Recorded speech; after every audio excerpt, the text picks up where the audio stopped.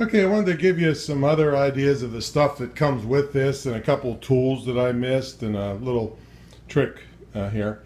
So this is the little packet of stuff that comes. These are the fuses that I'm not going to use.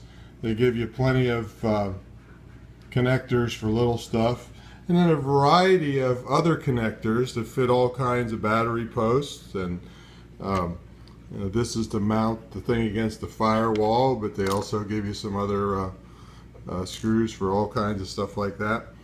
And these are the terminals. But all the terminal stuff they give you, you can use a 12mm box wrench and a 10mm. Fits all these different nuts and bolts. And of course you always want to have a crescent wrench handy for stuff. You know, there's always something. Then the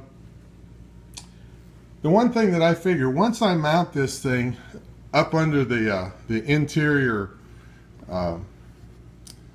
firewall, it's not going to be on the firewall, it's going to be actually on the interior fender. It's going to be really hard to get this this plug in. This is the plug that goes to the battery controller. And I thought, you know, once I get the whole thing under there and all bolted in, it's going to be a heck of a thing to get this thing plugged in. So I'm plugging it in advance. And so it's all ready to go while I'm doing the rest of this stuff and going to mount this thing. Okay, so that's that. Those are other things that come with it. Now let's go over here.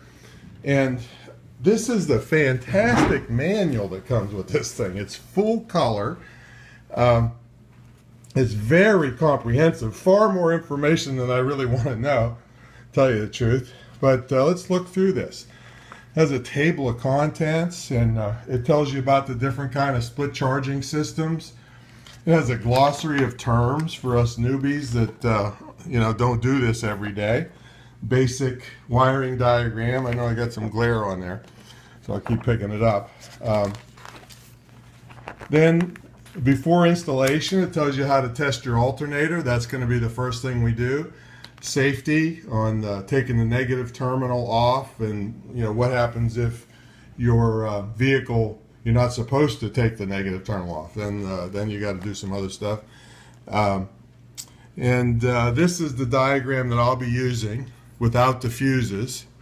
So it's very simple, and this whole page, this is just one page. This is how you install the thing. Step 1, 2, 3, and 4. Boom. So you're working off of that. Then it goes even further. It shows you fitting the dual battery install, or the battery controller. And then it gives you a big thing on how everything works, how the use the dual battery controller to do all kinds of stuff. And it has alarms if batteries go bad. You know, very cool. What else we got in here? And these are typical readings you should be getting. Wow, this is very detailed. It goes into all kinds of battery basics, the major battery types, how to choose the right battery, high cycle versus deep cycle, getting your maximum battery life out of the thing. Sorry about the glare. By myself working on this thing. Then it even goes further. If you need even more battery power, it shows you how to hook up multiple batteries. You know, so it has 3 different configurations for you. All kinds of technical stuff I do not want to know about, technical operation. And cable loss values, if you have, you know, depending on how long and how thick your cable is. I mean, so it's really comprehensive, and also, like I said, the guy backs it up. Okay, so first thing we got to do is do our alternator test, so let's go do it.